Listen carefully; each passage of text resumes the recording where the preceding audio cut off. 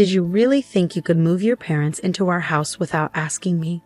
I asked, my voice shaking with a mix of anger and disbelief. Ryan, my husband of 6 years, looked up from his laptop with a smirk that I had grown to hate. Oh, Amelia, don't be so dramatic. It's just for a while, and besides, you don't really have a say in this. His words felt like a slap in the face.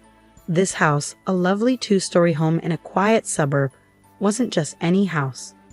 It was the home my grandparents had left me, where I wanted to raise our son, Lucas, away from the negativity of Ryan's family. Remember, the house is in my name.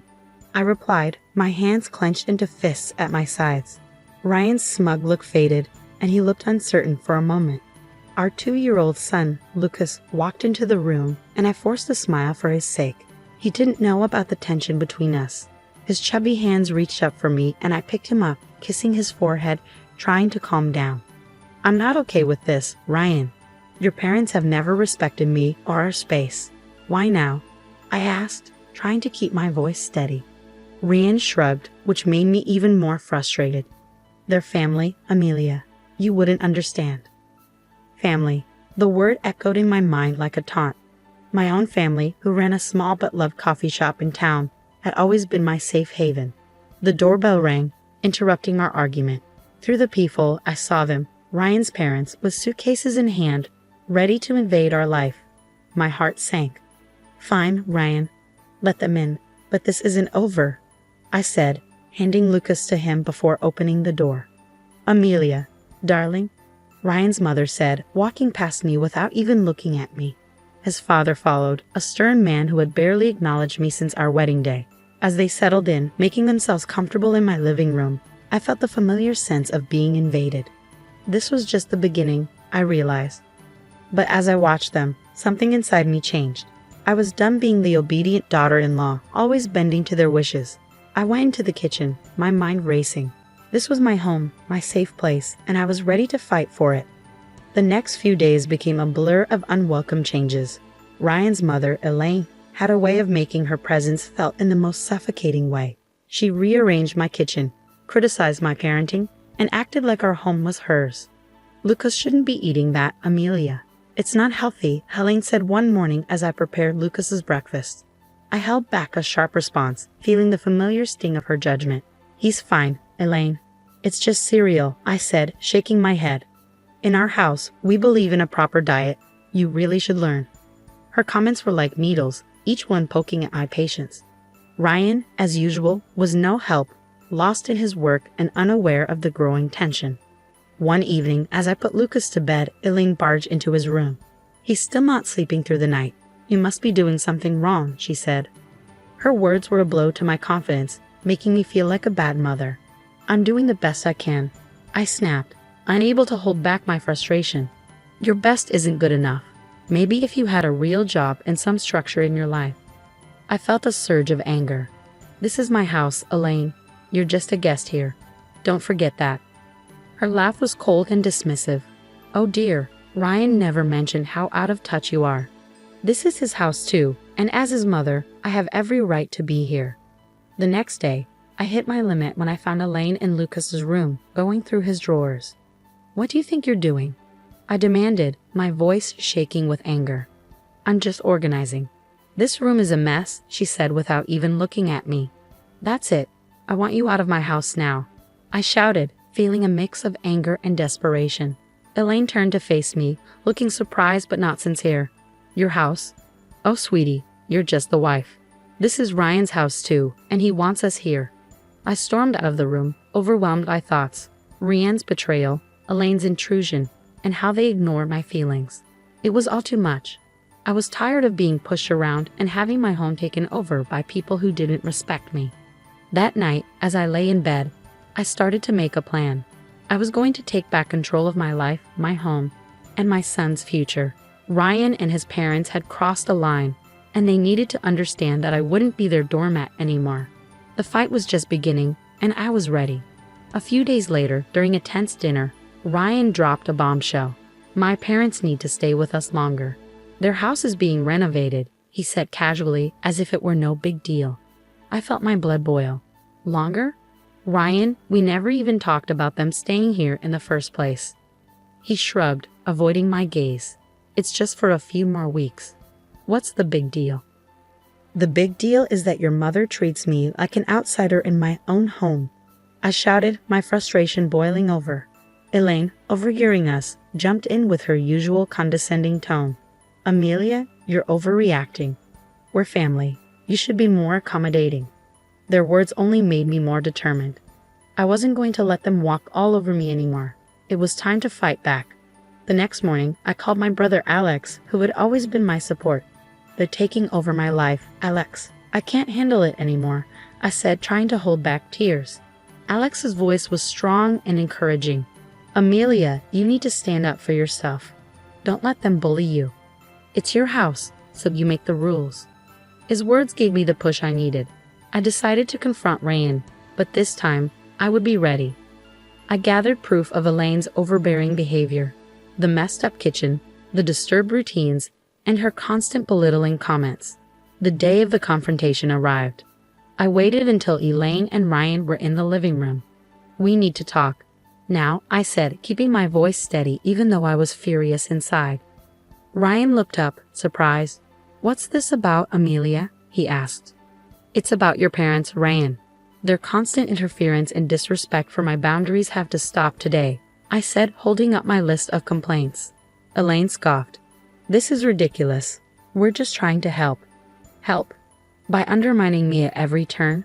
By treating me like I don't matter in my own home? I shot back, my anger clear. Ryan shifted uncomfortably.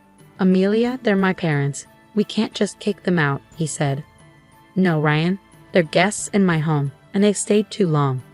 Either they leave, or I do with Lucas, I said firmly, my determination clear. The room fell silent, and the weight of my words hung in the air.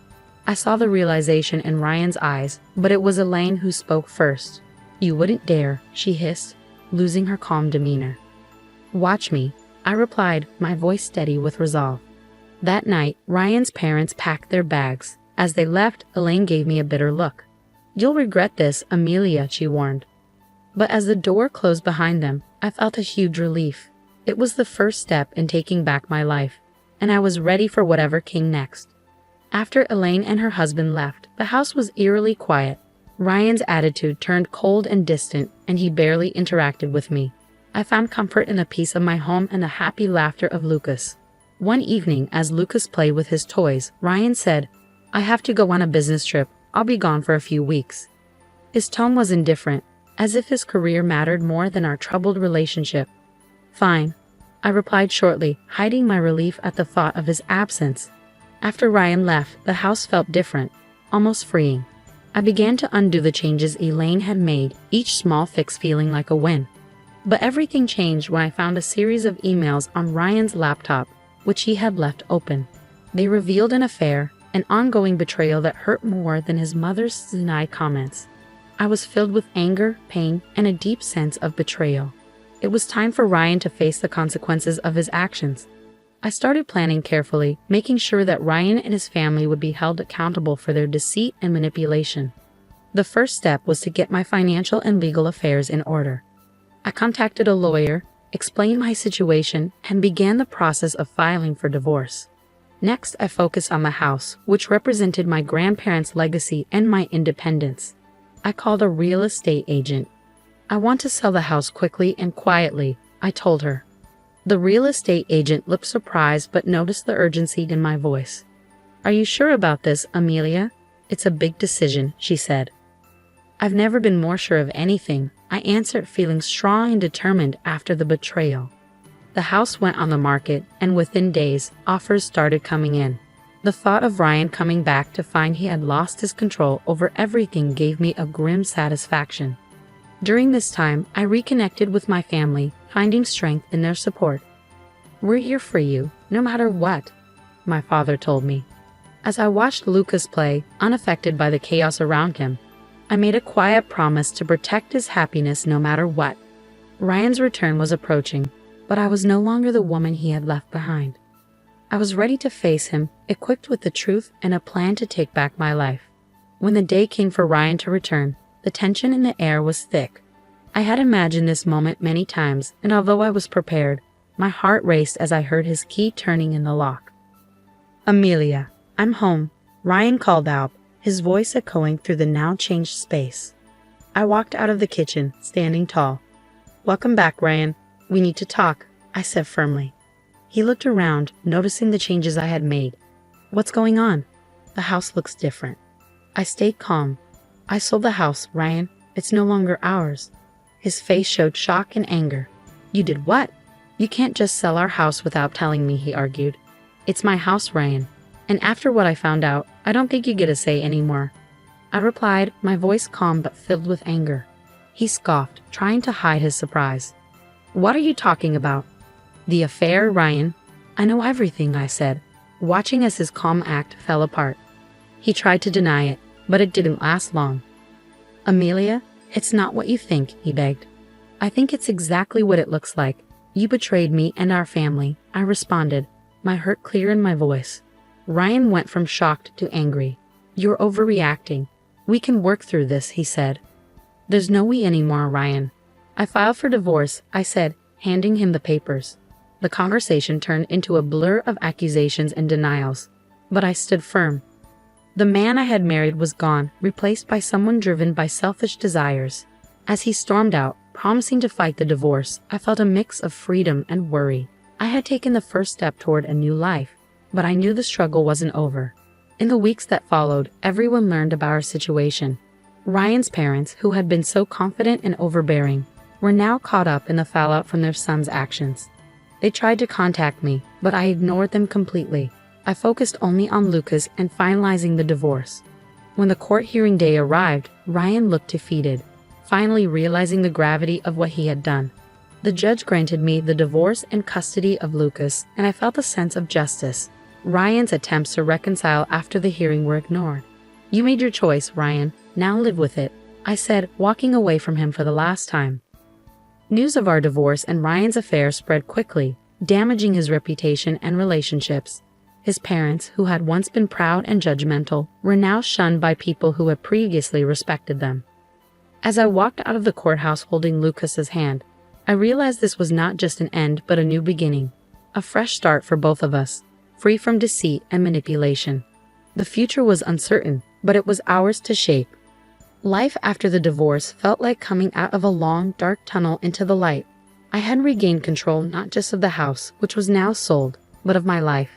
Lucas, happily unaware of the adult issues, thrived on the love and stability I gave him. My days were busy but satisfying, focused on rebuilding our lives and managing the coffee shop, which had become my safe haven. Still, the shadow of Ryan and his parents lingered. One day, as I was closing the shop, Ryan appeared, looking disheveled and desperate, so different from the composed man I once knew. "Amelia, please, I need to talk to you," he begged, his eyes searching mine for any trace of the compassion that used to be there. I hesitated, feeling a mix of emotions at the sight of him. "What do you want, Ryan?" I asked, trying to keep my frustration in check. "I can't afford the alimony and child support. I lost my job because of the scandal, and my parents, they are broke too," he admitted, his words hitting hard. "That's not my problem, Ryan. You made your choices, and now you have to deal with the consequences," I said firmly, closing the door on our shared past for good. As I walked away, leaving Ryan behind, I felt a sense of closure. The journey had been painful, full of betrayal and heartache, but it had led me to a place of strength and independence. Life moved on. Lucas grew up, his laughter and curiosity bringing joy to our home. The coffee shop thrived, becoming a warm, welcoming place for the community. I found happiness in simple pleasures: the smell of fresh coffee, Lucas's giggles, and the support of friends and family. Ryan and his parents became distant memories, their story a lesson on the consequences of betrayal and selfishness. My journey had taught me about resilience and the importance of standing up for myself. As I locked up the shop that evening, I looked at the sky, painted with hues of orange and pink as the day ended. I smiled, holding Lucas's hand tightly. Our future was uncertain, but it was bright. We were moving forward, one step at a time, into a new chapter of our lives.